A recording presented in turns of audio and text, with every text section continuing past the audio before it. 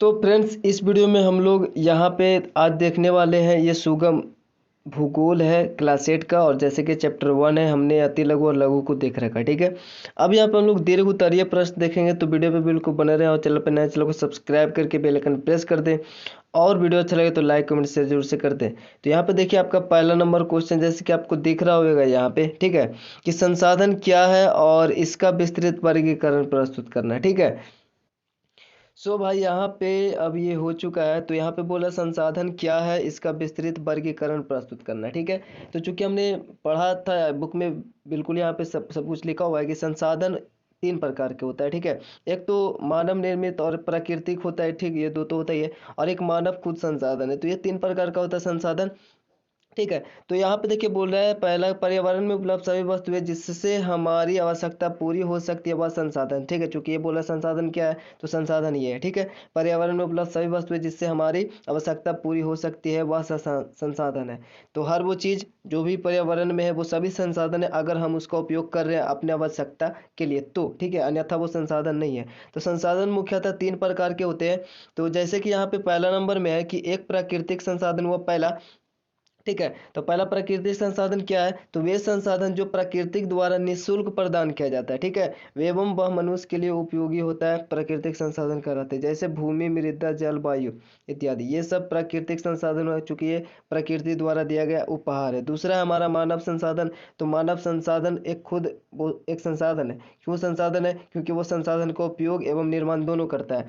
तो जो इतना कुछ करता है वो एक संसाधन क्यों नहीं हो सकता। ठीक है, तो मानव एक महत्वपूर्ण संसाधन है। ठीक है, इसको इग्नोर कर दीजिएगा, क्योंकि वह नए संसाधनों का निर्माण आविष्कार करता है। ठीक है, निर्माण या फिर आविष्कार एक ही बात हुआ, तो यहाँ पे कोई एक ही लिखिएगा, वरना यहाँ पे इस प्रकार से कर दीजिएगा। ठीक है, निर्माण या आविष्कार करता है। साथ ही विद्यमान संसाधनों के नवीन उपयोग की भी तलाश वो करता है। ठीक है, नवीन नवीन उपयोग की तलाश भी करता है, नए उसका उपयोग हो, ऐसा कुछ करता है, इंसान ही करता है। ठीक है, तो इतना कुछ करता है, तो ये मानव ही एक संसाधन है।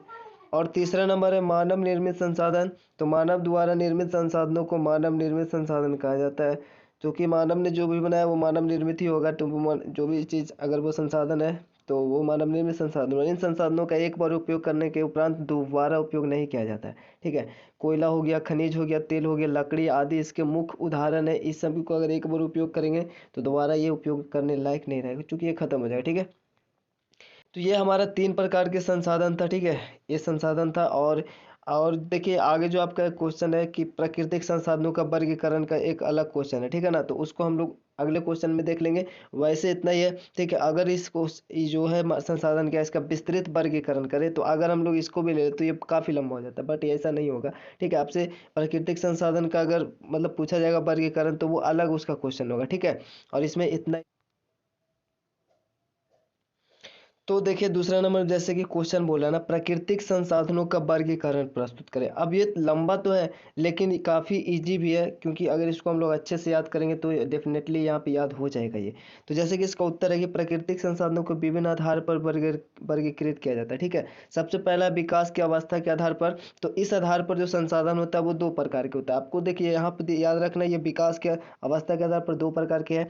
तो यहाँ पे पहला संभाव्य संसाधन। और संभाव्य संसाधन क्या होता है, संसाधन का ऐसा प्रकार जो किसी विशेष क्षेत्र में व्यवस्थित हो और जिसका उपयोग भविष्य में किया जा सकता है। ठीक है, उसे हम संभावित संसाधन कहते हैं। जैसे लद्दाख क्षेत्र का यूरेनियम तथा केरल में मिलने वाला थोरियम। ठीक है, तो ये सब संभाव्य संसाधन है, संभाव्य संसाधन जिसको भविष्य में उपयोग किया जा सकता है। ठीक है, मतलब ऐसा संभावना है कि उसको भविष्य में उपयोग किया जा सकता है। शायद यहाँ पे तकनीक की कमी की वजह से इसका उपयोग अभी नहीं हो पा रहा है। और जबकि विकसित संसाधन क्या है, देखिए ये जो विकसित संसाधन है उसको अभी फिलहाल उपयोग किया जा रहा है। ठीक है, और जो संभाव्य संसाधन है वही विकसित संसाधन बन गए होंगे। जैसे कि अभी जो भी हम लोग एग्जाम्पल देखेंगे वो फ्यूचर में, मतलब पास्ट में बहुत पहले जब इसका तकनीक नहीं विकसित हुआ होगा, तो ये भी एक संभाव्य संसाधन ही रहा होगा। ठीक है, तो विकसित संसाधन क्या है दूसरा में, तो यहाँ पे विकसित संसाधन यहाँ पे इस प्रकार से कर देंगे, संसाधन का वह प्रकार जिसका सर्वेक्षणों उपरांत उपयोग हेतु मात्रा एवं गुणवत्ता का निर्धारण किया गया। ठीक है, उसमें मात्रा का निर्धारण नहीं किया जाएगा। ठीक है, चूंकि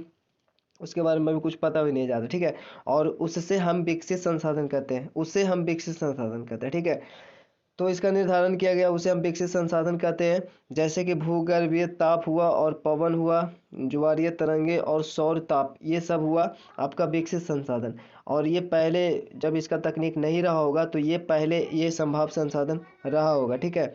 और दूसरा नंबर क्वेश्चन है प्रयोग के आधार पर। तो प्रयोग के आधार पर यहाँ पे इसका भी दो ही टाइप से होगा। इस आधार पर संसाधन दो प्रकार के होते हैं। तो संसाधन दो प्रकार के होता है इस आधार पर। पहला है नवीकरणीय संसाधन। नवीकरणीय संसाधन मतलब जिसको नवीकरण हो, मतलब फिर से उसका हम लोग उपयोग कर सकते हैं, ठीक है। और यहाँ पे इस प्रकार से करेंगे, संसाधन का वह प्रकार जिससे भौतिक, रासायनिक और यांत्रिक प्रक्रिया द्वारा पुनः प्राप्त किया जा सकता है, मतलब फिर से प्राप्त कर सकते हैं, फिर से उसका उपयोग कर सकते हैं, उसे हम लोग नवीकरणीय संसाधन कहते हैं, ठीक है। उससे हम लोग नवीकरणीय संसाधन कहते हैं। जैसे सौर ऊर्जा, पवन ऊर्जा, जल विद्युत, वन एवं वन प्राणी हुआ, ठीक है। तो ये सब नवीकरणीय संसाधन हुआ, क्योंकि ये खत्म नहीं होगा, ठीक है। इसको हम लोग या तो यांत्रिक क्रिया, रासायनिक क्रिया द्वारा हम लोग इससे फिर से वापस ला सकते हैं, ठीक है। और पवन ऊर्जा उसी प्रकार से, जल विद्युत हुआ, विद्युत जल जैसे वन हुआ। और वन जैसे देखिए, वन को हम लोग रोपने नहीं जाते, जो जंगल होता है बड़ा बड़ा वो ऑटोमेटिकली अपने आप आता है, ठीक है। और वन प्राणी भी, तो इस प्रकार से जब वन रहेगा तो वन प्राणी तो आ जाएगा। और बी में है नवीकरणीय संसाधन, अनवीकरणीय होगा ना, यहाँ पे नवीकरणीय है तो यहाँ पे अनवीकरणीय संसाधन होगा, ठीक है।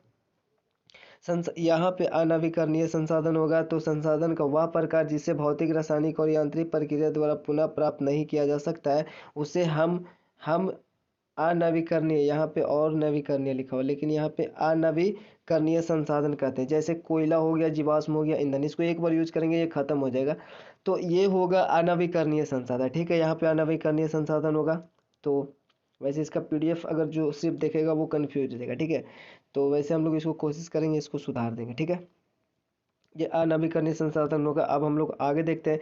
ये तो हुआ अभी दो आधार, ये प्रयोग के आधार पे था, और अभी हमने देखा एक वर्ग, ये विकास की अवस्था के आधार पे। और अब हम लोग तीसरा देखेंगे उपलब्धता के आधार पे। तो इस आधार पर संसाधन दो प्रकार के होते हैं, ठीक है। तो पहला में बोल रहा है कि सर्वव्यापक संसाधन। पहला में सर्वव्यापक मतलब जो सभी जगह पे मौजूद है, ऐसे संसाधन जो सभी जगह पाए जाते हैं, सर्वव्यापक। तो कुछ ऐसे कॉमन चीजें हैं जो सभी जगह पे मिलते हैं। संसाधन का वह प्रकार जो सभी जगह पाए जाते हैं उसे हम लोग सर्वव्यापक संसाधन कहते हैं। जैसे कि वायु, मृदा, ये सब सर्वव्यापक हुआ क्योंकि ये हर जगह पे होगा। और दूसरा है स्थानिक संसाधन, मतलब जो मतलब स्थानिक, ये आ नहीं होगा, यही होगा सिर्फ, ठीक है। स्थानिक संसाधन ऐसे ही होता है, लिखा होता है। तो स्थानिक को मतलब जो किसी खास विशेष स्थान पे मिलता हो, ठीक है। जैसे कि देखिए, संसाधन का वह प्रकार जो कुछ निश्चित स्थानों या क्षेत्रों में पाए जाते हैं, जैसे उसे हम लोग स्थानिक संसाधन कहते हैं, ठीक है। जैसे देखिए, छोटा नागपुर क्षेत्र का कोयला हुआ, तो ये यही विशेष मतलब ये मतलब इसी क्षेत्र में पाया जाता है। कोडरमा का अभ्रक, जादूगोड़ा का यूरेनियम, ठीक है। इस प्रकार से और भी एग्जाम्पल हो सकते हैं। और चौथा है उत्पत्ति के आधार पे। तो उत्पत्ति के आधार पे देखिए, आधार पे संसाधन दो प्रकार के होते हैं। इस आधार पे भी पहला है जैव, मतलब जिसमें जीवन हो, और दूसरा है अजैव, जिसमें जीवन ना हो, ठीक है, निर्जीव हो। तो संसाधन का वह प्रकार जिसकी उत्पत्ति जैव मंडल में हो तथा सजीवों के सभी लक्षण मौजूद हो। जैव मंडल में अगर होगा तो सजीवों का सभी लक्षण मौजूद होगा ही, ठीक है। जरूरी नहीं है जैसे जो सजीव होंगे वो जैव मंडल में ही होंगे, ठीक है। तो सजीवों के सभी लक्षण जिसमें मौजूद हो उसे हम जैव संसाधन कहते हैं। जैसे सभी सजीव प्राणी होगा तो वो जैव संसाधन होगा। और अजैव संसाधन की बात किया जाए तो जिसमें ऐसा कुछ नहीं होगा, मतलब सजीवों जैसा लक्षण मौजूद नहीं होगा। तो संसाधन का वह प्रकार जिसमें निर्जीव के लक्षण मौजूद हो उसे हम अजैव संसाधन कहते हैं। जैसे चट्टाने हो गया, धातु हो गया और खनिज हो गया, इत्यादि हो गया। तो ये था तीसरा। और अब हम लोग आगे देख लेते हैं।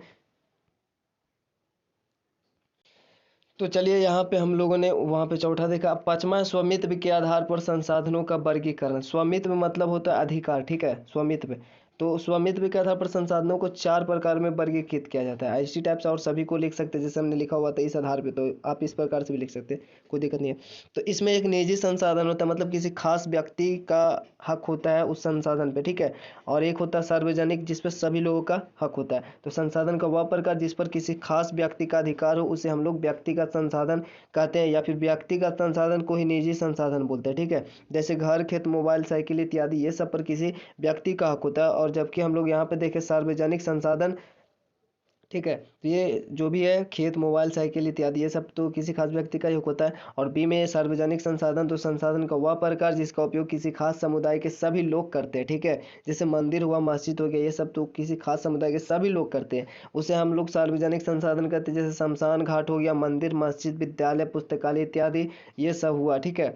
और सी में है इसका इसका चार होता है ना, तो राष्ट्रीय संसाधन मतलब जिसका जो राष्ट्र के अंतर्गत आता है उसको राष्ट्रीय संसाधन बोलेंगे। ठीक है, जैसे देखिए संसाधन का वह प्रकार जो राष्ट्र की संपदा है, राष्ट्रीय संसाधन कहलाता है। जैसे सड़कें, नदियां, तालाब, बंजर भूमि, ये सब देखिए राष्ट्र के अंतर्गत तो सभी आएंगे। ठीक है।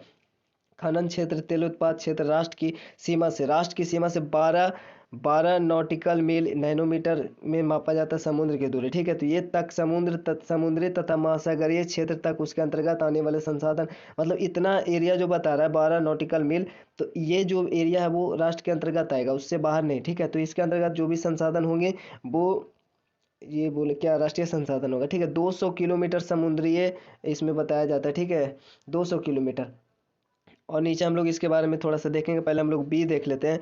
और अंतर्राष्ट्रीय संसाधन क्या है, तो संसाधन का वह प्रकार जिसका उपयोग अंतर्राष्ट्रीय संस्था करते हैं। ठीक है, यानी जो हमारा जो है जैसे भारत का है तो वो 200 किलोमीटर 12 नॉटिकल मील समुद्र से जो भी है वो उतना है, बाकी वो जो है अंतर्राष्ट्रीय हो गया। ठीक है, तो उस पर अंतर्राष्ट्रीय संस्थान मतलब जो करते हैं उसका उपयोग। ठीक है, उसे हम अंतर्राष्ट्रीय संसाधन कहते हैं।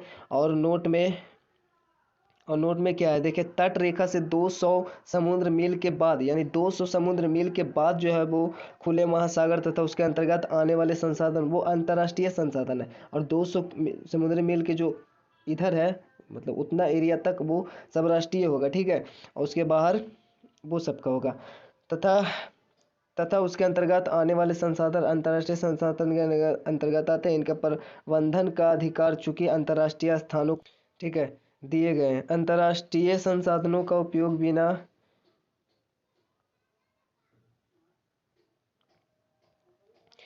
तो अंतर्गत आते हैं, ये अंतर्राष्ट्रीय संस्थान के अंतर्गत आते हैं। इनके प्रबंधन का अधिकार कुछ अंतर्राष्ट्रीय संस्थानों को दिए गए। अंतर्राष्ट्रीय संसाधनों का उपयोग बिना अंतर्राष्ट्रीय संस्थानों की सहमति के नहीं किया जा सकता है। ठीक है, तो ये सहमति इससे लेगा। नोट में जो 1 नॉटिकल मील बराबर होता है 1.85 किलोमीटर। ठीक है, इतना तो 12 बोल रहा था, तो आप लोग देख लीजिएगा होता है नॉटिकल मील या समुद्री मील लंबाई की इकाई है। ठीक है, ये लंबाई का इकाई है। यह अक्षांश रेखा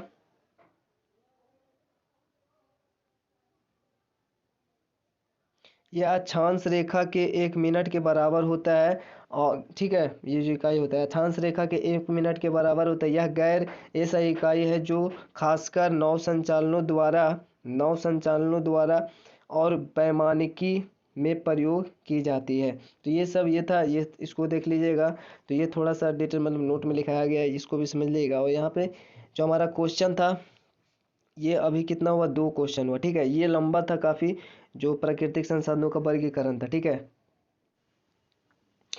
तो फ्रेंड्स अब हम लोग यहाँ पे थ्री का क्वेश्चन देखेंगे। तो यहाँ पे देखिए बोल रहा है संसाधनों का संरक्षण क्यों जरूरी है, इसको वर्णन करना है। तो जो देखिए आप लोग इसको समझ भी सकते हैं कि संसाधनों का संरक्षण क्यों जरूरी है, ताकि जो हमारा आने वाला जो भावी पीढ़ी है ये सब का उपयोग करे। ठीक है, और साथ ही ये भी कि हम लोग का जो मानव का जो अस्तित्व है उसको बरकरार रखने के लिए संसाधनों का संरक्षण जरूरी है। ठीक है, और एक बात और है कि अगर संसाधन जहाँ पे नहीं होगा उस जगह का, उस समाज का विकास नहीं हो सकता। मतलब संसाधन के बिना विकास पॉसिबल ही नहीं है। ठीक है, तो देखिए संसाधन के बिना देश का उन्नति नहीं कर सकता, देश उन्नति नहीं कर सकता है। संसाधनों का उपयोग विवेकपूर्ण ढंग से किया जाना जरूरी है। ठीक है, ऐसा नहीं कि हम लोग ऐसा उपयोग करेंगे वो खत्म हो जाए। ठीक है, उसको हम लोग ऐसा उपयोग करेंगे मतलब जितना ज़रूरत होगा उतना ही उपयोग करेंगे। ठीक है, इनके निरंतर उपलब्ध रहने पर इस समाज की निरंतर प्रगति संभव है। और यदि हम मानव जाति के अस्तित्व को आगे भी बरकरार रखना चाहते हैं तो संसाधन संरक्षण आवश्यक है। ठीक है, और चौथा नंबर में है कि संसाधन होते नहीं बनाए जाते, इस कथन की विवेचना करना है। तो देखिए संसाधन एक्चुअली होता नहीं, इसको बनाया जाए। बहुत सारे ऐसे चीज़ें जो संसाधन नहीं था क्योंकि उसको लोग उपयोग नहीं कर रहे थे, तकनीक वगैरह नहीं था।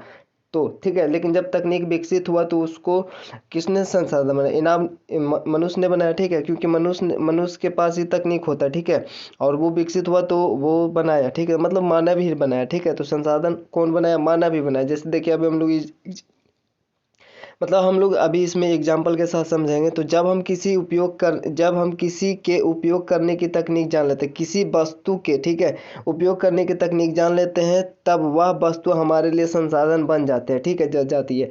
जैसे अतीत में दुर्गम स्थल माने जाने वाले पर्वत आज पर्यटक स्थलों के रूप में विकसित है। तो जो पहले दुर्गम स्थल माना जाता, आज वो संसाधन हो चुका है, क्योंकि वो पर्यटक स्थलों के रूप में विकसित है। तेजी से बहते जल से ऊर्जा उत्पादन की तकनीक विकसित होने के बाद से जल की महत्ता संसाधन के रूप में बढ़ गई है, चूंकि अब उसका तकनीक आ गया। देखिए यहाँ पे शहरी कूड़ा करकट से ऊर्जा उत्पादन की तकनीक विकसित होने के बाद यह संसाधन का रूप ले चुका है, ठीक है। तो ये ले चुका है कब, जब इसका तकनीक आया तब। इस तरीके पहले कूड़ा करकट का कोई वैल्यू नहीं था, यह संसाधन नहीं था, लेकिन अब संसाधन हो गया। तो इसको किसने बनाया? मानव ने बनाया, ठीक है। तो इस तरीके से अन्य उदाहरण भी है जिनसे यह पता चलता है कि संसाधन होते नहीं, बनाए जाते हैं। और आपका लास्ट नंबर क्वेश्चन है 5वां नंबर, ठीक है। इसमें बोला संसाधनों की वितरण एवं उपयोग में अंतर के कारणों को स्पष्ट करना है। तो देखिए इसमें अंतर क्या है, वितरण एवं उपयोग में अंतर के कारणों का मतलब इसमें अंतर के कारणों का स्पष्ट करना है। तो संसाधन के वितरण और उपयोग में अंतर है, चूंकि देखिए स्थल रूप में भिन्नता के कारण पृथ्वी एवं प्रकृति संसाधनों में वितरण में भिन्नताएं मिलती है, ठीक है। भिन्नता क्यों मिलता है? तो चूंकि यहाँ पे सभी जगह पे स्थल रूप, जलवायु, अक्षांश, समुद्र से दूरी एवं ऊंचाई, ये सब जैसे कारक शामिल है। संसाधनों का अलग अलग जगह पे अलग अलग का होना, ठीक है, मतलब विभिन्न रूप से होना, वितरण असमान नहीं होना, ठीक है। तो ये सब कारण तथा संसाधन के वितरण की तरह ही इनके उपयोग में भी असमानताएं हैं, क्योंकि विश्व के सभी भागों में मानव एक जैसा जीवन व्यतीत नहीं कर रहा है, ठीक है। तो और इसका तकनीकी ज्ञान में अंतर का होना इसका सबसे बड़ा कारण है, ठीक है। तो उपयोग में भी इसका देख रहे हैं कि ये जो मतलब वितरण है, इसमें भी ये सब कारण हुए, और उपयोग में इसका ये कारण, सभी जगह पर लोग एक समान व्यतीत नहीं करते हैं जीवन, और इसका मेन कारण तकनीकी में ज्ञान का अंतर का होना, ठीक है। जैसे हमने देखा था अफ्रीका में संसाधन तो है, लेकिन वहाँ पे तकनीक है नहीं होने के कारण उसका भरपूर उपयोग नहीं हो पाता है। तो हमने एग्जाम्पल में देखा था, ठीक है। यहाँ पे ये क्वेश्चन भी हो गया, संसाधन के वितरण एवं उपयोग में अंतर के कारणों को स्पष्ट करना है। तो संसाधन में वितरण एवं उपयोग में अंतर जो था के कारण जो था, उन अंतर के जो कारण है वो यही है, ठीक है। और यहाँ पे 6 में जो बोल रहा है स्वामित्व के आधार पर संसाधनों का वर्गीकरण प्रस्तुत करें। तो आपको याद होगा कि दूसरा नंबर क्वेश्चन जो था वो प्राकृतिक संसाधनों का वर्गीकरण, उसमें हमने स्वामित्व के आधार पर भी देखा था। तो सेम वही आंसर होगा स्वामित्व के आधार पर, ठीक है। यहाँ पे तो वो हो जाएगा, ठीक है। तो इसी के साथ यहाँ पे 6 नंबर यानी कि ये आपका पूरा जो फर्स्ट चैप्टर का क्वेश्चन आंसर खत्म हो जाता है। तो मिलेंगे आपसे फिर नए भूगोल मतलब चैप्टर 2 वाले क्वेश्चन आंसर के वीडियो की सीरीज में। तो यहाँ पे देखिए चैनल पर नए चलो सब्सक्राइब करके बेल आइकन प्रेस कर दें। चल, और वीडियो अच्छा लगे तो लाइक कमेंट जरूर से करें। तो मिलता है आपसे नेक्स्ट में, तब तक के लिए जय हिंद, जय भारत।